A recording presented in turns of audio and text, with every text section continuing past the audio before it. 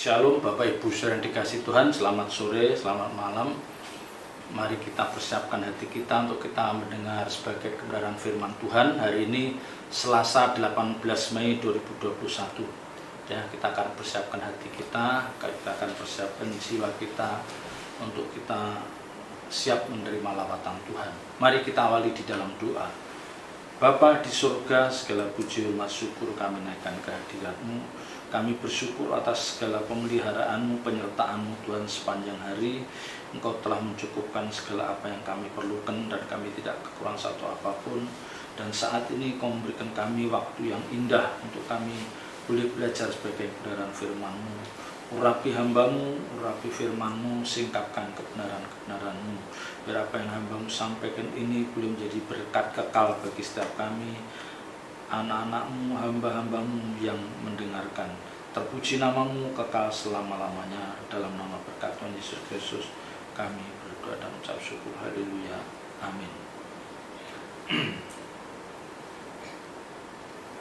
Bapak Ibu saudara yang dikasih Tuhan, pada malam hari ini saya akan berbicara tentang materi atau kekayaan. Bagaimana Bapak Ibu saudara dan saya sebagai orang percaya menyikapi hal ini. Ya, kita menyikapi hal ini. Tentu Tuhan tidak menghendaki orang-orang percaya, ya, Bapak Ibu saudara dan saya juga anak-anak kita itu mengalami kegagalan demi kegagalan.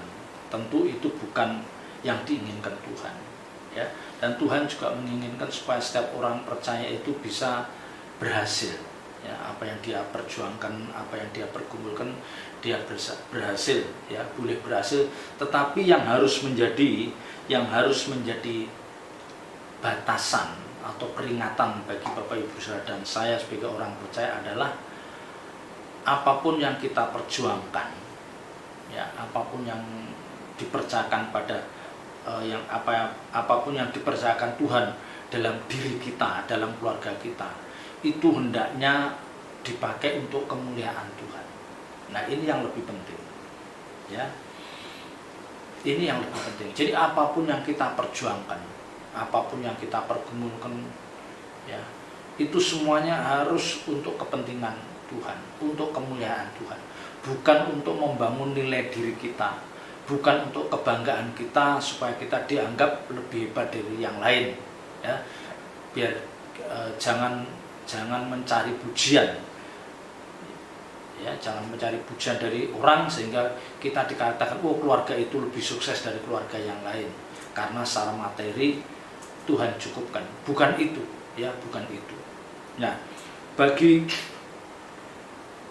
orang percaya, ya, bagi orang percaya itu kekayaan itu bukan sesuatu yang tabu. Ya, jadi kita tidak boleh kita tidak tabu kalau kita membicarakan kekayaan. Ya, kita membicarakan kesuksesan seperti orang-orang dunia juga bisa mengalami kesuksesan. Kita tidak tabu membicarakan hal itu.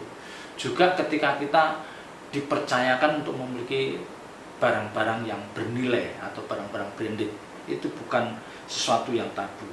Tetapi yang menjadi ingatan, yang menjadi peringatan bagi kita adalah bagaimana cara kita memandang terhadap kekayaan itu, bagaimana cara kita memandang terhadap kesuksesan itu, bagaimana cara memandang kita terhadap barang-barang yang bernilai atau barang-barang mewah itu. Ya, sekali lagi ini bukan sesuatu yang tabu. Artinya tidak apa-apa kita membicarakan hal itu, tetapi pasti ada batasan-batasan, ya. Nah, yang tidak boleh, ya, yang tidak boleh adalah kalau kita itu ingin kaya. Kalau yang tidak boleh itu kalau kita ingin kaya seperti yang Alkitab katakan, ya. Kalau saya baca di dalam 1 Timotius 6 ayat 9, 1 Timotius 6 ayat 9. Tetapi mereka yang ingin kaya terjatuh ke dalam pencobaan, ke dalam jerat, dan ke dalam berbagai-bagai nafsu yang hampa dan yang mencelakakan, yang menenggelamkan manusia ke dalam keruntuhan dan kebinasaan. Nah, yang tidak boleh itu kalau kita ingin kaya, ya. Tetapi kalau kita, karena kita bekerja keras, kita hemat, ya, kita hemat, terus kita tekun bekerja, ya, kita merintis usaha kita, merintis karir kita, terus konyong-konyong, tahu-tahu Tuhan terus melimpahkan berkat dan kenyataannya kita memang kaya. Lah itu tidak salah, ya, tidak salah. Karena itu kita raih tanpa motivasi yang salah. Itu kita raih, ya, itu bisa kita raih, tetapi kita berjalan dalam track yang benar. Artinya apa? Kita benar-benar meraih semua itu dengan cara yang berkenan di hadapan Tuhan. 1 Timotius 6 ayat 9 ini dikatakan, tetapi mereka yang ingin kaya terjatuh ke dalam pencobaan. Nah, jadi ketika orang itu ingin kaya, jadi ketika lihat orang lain diberkati secara jasmani, kaya, terus ganti mobil, sebentar ganti mobil, terus pergi ke luar negeri. Nah, kita tergerak, aku juga ingin seperti itu. Nah, ini yang salah. Ya, ini yang salah. Kita ingin. Nah, ingin itu yang tidak boleh. Karena kalau dalam diri orang itu sudah mulai ada ingin, ya, ingin kaya, itu pasti mereka itu nanti akan cenderung, saya mengatakan, cenderung menghalalkan segala cara. Artinya apa? Bagaimana dia mendapatkan kekayaan, mendapatkan harta, mendapatkan jabatan, itu dia menghalalkan cara-cara. Jadi menabrak rambu-rambu kebenaran. Nah, ini yang tidak boleh. Ya, ini yang tidak boleh. Sehingga mereka tega, ya, seringkali dikatakan raja tega misalnya. Dia tega mencurangi saudara kandungnya. Ya, melicikin orang lain, dia merancang kejahatan, berbuat curang, licik. Lah ini biasanya tindakan-tindakan ini mengikuti orang-orang yang nafsu ingin kayanya besar. Jadi Bapak Ibu Saudara harus bisa membedakan ingin kaya dan orang yang sudah kaya. Ya. Kalau dia misalnya seorang pengacara profesional, terus dia wah sibuk ini itu, karena tarifnya memang pengacara kelas menengah ke atas, ya tarifnya kita tahu bukan puluhan, bisa ratusan atau bisa miliar. Nah, ternyata dia diberkati. Itu tidak ada salahnya. Tetapi yang jelas jangan ada di dalam dirinya itu keinginan kuat untuk ingin kaya, dan setelah dia memperoleh semuanya itu terus dia banyak keinginan, ingin beli itu, ingin beli ini, ingin kesana, ingin, ya. Dan itu semua landasannya, spiritnya adalah apa? Dia ingin menikmati hidup ini. Ya, ini yang tidak boleh. Membangun nilai diri, biar dianggap dia lebih sukses dari orang lain. Nah, disinilah yang tidak boleh. Ini yang tidak boleh. Tetapi kalau karena kita ketekunan terus Tuhan limpah-limpahkan berkat, tidak ada salahnya. Misalnya Bapak Ibu Saudara seorang pengusaha yang harus ketemu pejabat tinggi, misalnya kelas menteri, eselon 1, terus terima delegasi tamu-tamu dari luar negeri, ya, karena perusahaan kita join dengan perusahaan luar negeri. Nah, terus kita memiliki misalnya mobil mewah BMW K atau Mercy yang kelas atas, itu tidak masalah. Ya, karena itu memang diperlukan sebagai fasilitas, karena orang itu sebagai pebisnis, businessman yang dia harus menjamu orang-orang terhormat. Itu tidak salah. Tapi di dalam diri orang itu tidak ada motivasi supaya dia pengen diwah. Ya, dia ingin punya kelas tersendiri. Nah, ini salah. Tapi kalau demi menunjang bisnisnya, usahanya, karena dia adalah pengusaha besar yang itu berhubungan dengan orang-orang luar negeri, apalagi pejabat tinggi negara, juga pejabat tinggi dari negara lain, itu boleh. Ya, karena ketika kita menjemput di bandara kan kita pakai Kijang Innova misalnya, ya nggak lucu, pasti pakai sedan mewah, itu tidak masalah. Itu tidak masalah. Membesarkan perusahaan pun tidak masalah. Yang penting adalah motivasinya benar, ya, motivasinya benar, dicapai dengan cara yang benar, ya, dicapai dengan cara yang benar, dan yang lebih penting adalah selalu ada waktu untuk bersekutu dengan Tuhan. Artinya apa? Tuhan tetap memiliki tempat di dalam hatinya. Tuhan tetap memiliki tempat dalam hidupnya. Ya. Nah, yang salah itu kan ketika orang itu mengejar kekayaan, banting tulang dari pagi sampai sore, sampai malam, sampai pagi lagi, dia tidak ada waktu untuk Tuhan. Ya, uang itu adalah segalanya. Disinilah salahnya. Ini salah. Tapi kalau Bapak Ibu saudara memang diizinkan Tuhan untuk membesarkan perusahaan ini, tidak masalah. Tidak masalah. Yang sekali lagi yang saya katakan, motivasinya harus benar, karena itu semua untuk kemuliaan Tuhan. Yang kedua, ditempuh, diraih dengan cara yang berkenan.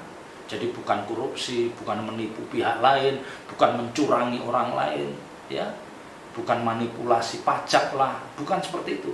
Dan yang ketiga, selalu ada waktu untuk Tuhan. Tuhan selalu dihadirkan dalam setiap urusan bisnisnya. Ini yang tidak masalah, ya. Jadi kaya itu sendiri tidak salah. Kaya itu sendiri tidak salah. Yang salah adalah cara yang ditempuh itu yang seringkali menjadi kaya itu melalui cara yang tidak berkenan. Ini yang seringkali salah. Menjadi kaya, ya, menjadi kaya tapi menghalalkan segala cara. Wah, ini salah. Ya, menerima suap dari pihak lain, ya, menipu pihak lain, manipulasi. Ini yang tidak boleh. Dan yang lebih penting adalah dia tidak ada waktu untuk duduk di kaki Tuhan. Ini yang lebih penting. Ya, Bapak Ibu saudara, memang terus terang kita jarang menemukan orang-orang yang kaya itu menyediakan waktu yang cukup untuk Tuhan, itu jarang. Tapi bukan berarti tidak ada. Pasti ada. Dari sekian juta, sekian puluh juta orang kaya itu pasti ada orang-orang kaya yang dia meluangkan waktu untuk Tuhan. Ya, menyediakan waktu khusus untuk Tuhan, dan dia melibatkan Tuhan dalam setiap bisnisnya, dalam setiap usahanya. Pasti ada. Ya, memang mungkin persentasinya tidak banyak. Ya. Jadi bagaimana kita harus benar dalam memandang kekayaan. Ya, karena prinsip kita, Bapak Ibu Saudara dan saya, ya, prinsipnya kan semua yang kita miliki itu kan bukan milik kita. Itu dipercayakan oleh Tuhan kepada kita itu hanya sebagai manajer, kita mengelola kekayaan itu. Karena akhirnya, ujungnya adalah semuanya itu untuk kemuliaan Tuhan. Alkitab katakan, baik aku makan, atau minum, atau melakukan apa saja, biarlah semua itu untuk kemuliaan Tuhan. Ini yang penting. Ya. Karena dengan begini, ya, dengan orang berhasil memiliki kesuksesan seperti ini yang disertai dengan berlimpahnya harta, justru disitulah mereka semakin efektif mengabdi bagi kepentingan Tuhan. Dia bisa menunjukkan Tuhan, dia bisa menunjukkan apakah dia benar-benar mengasihi Tuhan atau tidak. Nah, itu orang-orang kaya ini bisa menunjukkan.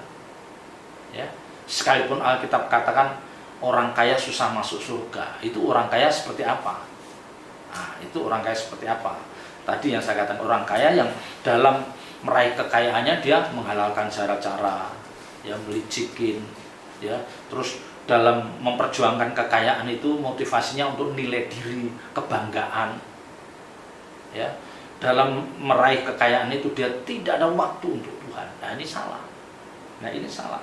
Justru orang-orang yang sudah berhasil, yang sudah diberkati secara materi berlimpah, dia harus bisa membuktikan bahwa hidupnya bagi Tuhan. Ini yang berat. Ini yang berat. Ya. Karena Alkitab katakan, barang siapa tidak melepaskan dirinya dari segala miliknya, Lukas 14 ayat 33, barang siapa tidak melepaskan dirinya dari segala miliknya, dia tidak bisa menjadi muridku. Artinya apa? Dia tidak bisa kudidik, kuajak berjalan bersama. Tidak bisa. Jadi kalau dia kaya tapi dia masih menggenggam kekayaannya itu, digenggam, seolah-olah tidak bisa dipisahkan dari jiwanya. Ya, jadi orang itu sukacitanya di dalam kekayaan itu. Orang itu fokusnya dalam kekayaannya itu. Dia ingin menikmati kekayaannya itu. Nah, orang-orang seperti ini yang tidak bisa dimuridkan oleh Tuhan. Yang akhirnya seperti yang Alkitab katakan, orang kaya susah masuk surga. Karena dia memegang erat kekayaan itu. Tetapi kalau orang mengerti kebenaran, dia mengatakan bahwa ini titipan, ini dipercayakan Tuhan. Saya sebagai manajer, saya mengelola kekayaan ini untuk kemuliaan Tuhan, dan ini yang benar. Justru orang-orang seperti ini seringkali justru malah semakin diberkati. Ya. semakin diberkati. Ya, justru orang-orang yang dalam hidupnya itu selalu gagal, ini gagal. Nah, kegagalan ini bukan karena apa, tetapi karena memang dia tidak tertib hidupnya. Ya, orang-orang yang berhasil itu bukan tidak pernah gagal, mereka juga pernah gagal, tapi mereka selalu bangkit dari kegagalan dan dia belajar dari kegagalan itu yang akhirnya sukses. Nah, beda dengan orang-orang yang gagal lagi. Biasanya mereka adalah orang-orang yang memiliki karakter buruk.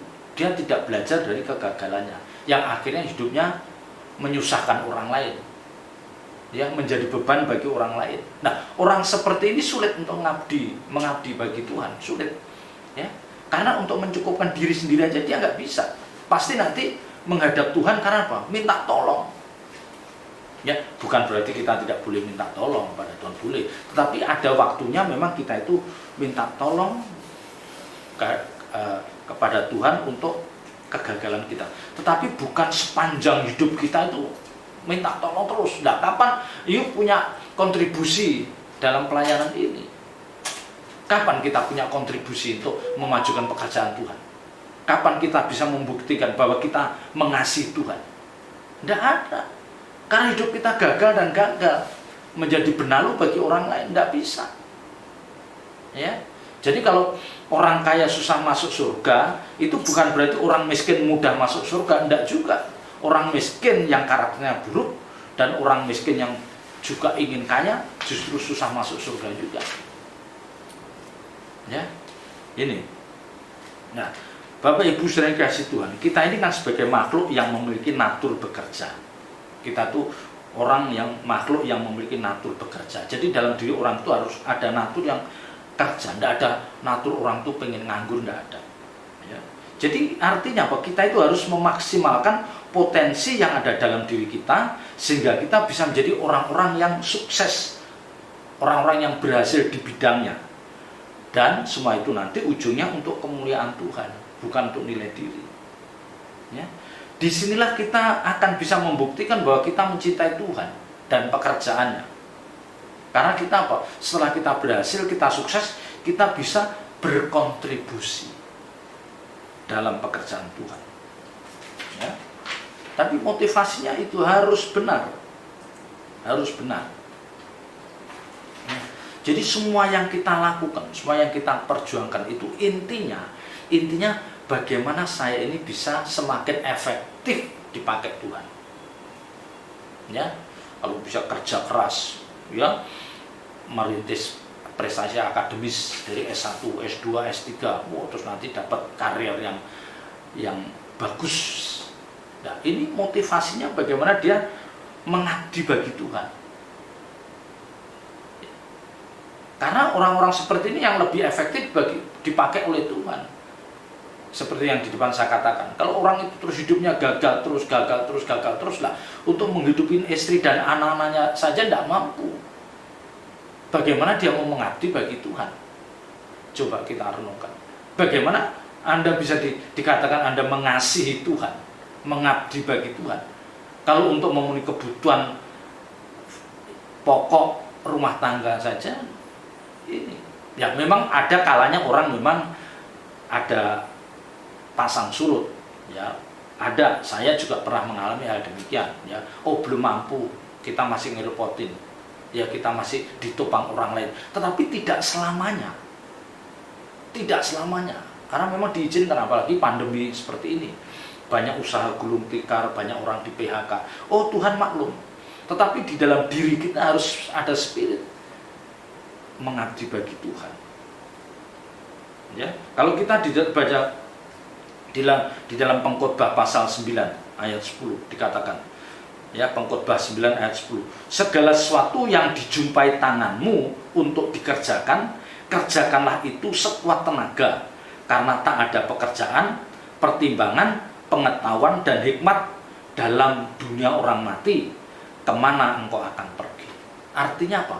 Jadi semasa kita itu hidup di dunia ini, semasa Bapak Ibu Saudara dan saya itu masih hidup di dunia ini dan diberikan kesehatan, apa yang dijumpai tangan kita itu untuk dikerjakan dengan sekuat tenaga, dengan profesional, bertanggung jawab. Karena ada saatnya nanti kita itu nggak bisa bekerja lagi. Ketika kita akan pergi, ketika kita sudah mati kan nggak bisa bekerja. Ya, karena tak ada pekerjaan, pertimbangan, pengetahuan dan hikmat dalam dunia orang mati. Ya. Padahal semua kita akhirnya mati. Sebelum kita mengakhiri hidup kita, mari kita berkarya semaksimal mungkin, yang itu semua ditujukan untuk kemuliaan Tuhan, bukan untuk nilai diri kita. Ya, bukan untuk nilai diri kita. Ya, ini pengkhotbah ini menyiratkan bahwa orang percaya harus memaksimalkan potensi yang ada dalam dirinya untuk menunjang keberhasilan dalam hidupnya, kesuksesan dalam hidupnya, dan jangan kita menjadi orang-orang yang gagal. Coba kalau misalnya orang percaya itu semuanya berdoa saja terus tidak memaksimalkan potensi, semua berdoa. Coba gimana? Ya berdoa penting, tetapi memaksimalkan potensi itu lebih penting. Karena disitulah kita akan menunjukkan bahwa kita mengasihi Tuhan. Ya, dengan keberhasilan kita, dengan kesuksesan kita itu kita akan tunjukkan bahwa aku memang mengasihi Tuhan. Ya, jangan bilang aku mengasihi Tuhan, tapi hidupnya nggak jelas. Tuhan cuma ketawa aja, lu mengasihi, buktinya mengasihi apa? Kamu hidup untuk dirimu sendiri aja masih belum kokoh. Bagaimana kamu akan menjadi berkat bagi orang lain? Bagaimana bisa berkontribusi untuk pekerjaan Tuhan? Nah, sekali lagi memang ada masanya orang itu belum bisa berkontribusi karena keadaan, belum. Itu okay, Tuhan tahu. Tetapi yang saya maksud di sini, jangan sepanjang hidup ini, puluhan tahun hanya berdoa aja mohon berkat. Ya. Pengkhotbah tadi katakan, di tanganmu pegang itu kamu kerjakan keras. Ya. Kalau kita belajar dari perjuangan orang-orang dunia ini yang mencapai sukses, ya, orang-orang dunia yang berjuang dengan keras bagaimana dia mencapai sukses, kita kagum. Ya. Kita kagum, mereka berangkat dari usaha yang kecil. Bahkan mungkin saat itu dipandang sebelah mata oleh banyak orang. Tetapi karena mereka kerja keras, dia tekun, dia profesional, dan dia juga melibatkan Tuhan, akhirnya jerih lelahnya itu akan berujung pada kesuksesan, sekalipun itu perlu waktu panjang. Perlu waktu panjang. Ya. Bisa puluhan tahun, 50 tahun, 40 tahun. Itu memang Tuhan izinkan. Ya. Jadi tidak ada kesuksesan itu bisa diraih dalam waktu semalam, itu tidak bisa, tidak ada. Kesuksesan diraih dalam waktu hitungan bulan, minggu, itu tidak ada. Tidak ada. Ya, Tuhan tidak mengajarkan seperti itu. Tuhan mengajarkan kita tekun, kita fokus. Ya, demikian juga dengan kesucian hidup itu tidak bisa diperagakan, diperjuangkan hanya sekian bulan, 6 bulan atau setahun, tidak mungkin. Kesucian hidup itu harus diperjuangkan puluhan tahun. Ya, jadi jangan meremehkan Bapak Ibu saudara. Tidak ada sesuatu itu yang instan. Ya, saya baca tentang atau Marriott International, ya, hotel JW Marriott International itu, dia sekarang menjadi jaringan hotel salah satu jaringan hotel terbesar di dunia itu. Dimulai dari usaha dari sepasang suami istri yang awalnya hanya membuka stand kecil minuman root beer aja, membuka stand kecil minuman root beer di Washington DC. Tapi setelah berpuluh tahun dia berkembang, dia menjadi berhasil dalam bisnis hotel, ya, Marriott International. Orang taunya mengagumi, orang saya pengen kayak ini, tapi dia tidak tahu di balik perjuangan yang dia lakukan, dia tidak tahu. Nah, ini repot. Juga perusahaan minyak Shell itu perlu waktu 50 tahun untuk dia menapaki suksesnya. 50 tahun bukan waktu yang pendek. Diawali dari bisnis toko barang antik, ya, bisnis toko barang antik dan Shell atau cangkang kerang itu yang kecil. tapi 50 tahun kemudian dia menjadi perusahaan raksasa. Ya, jadi natur kita itu sebagai pekerja bukan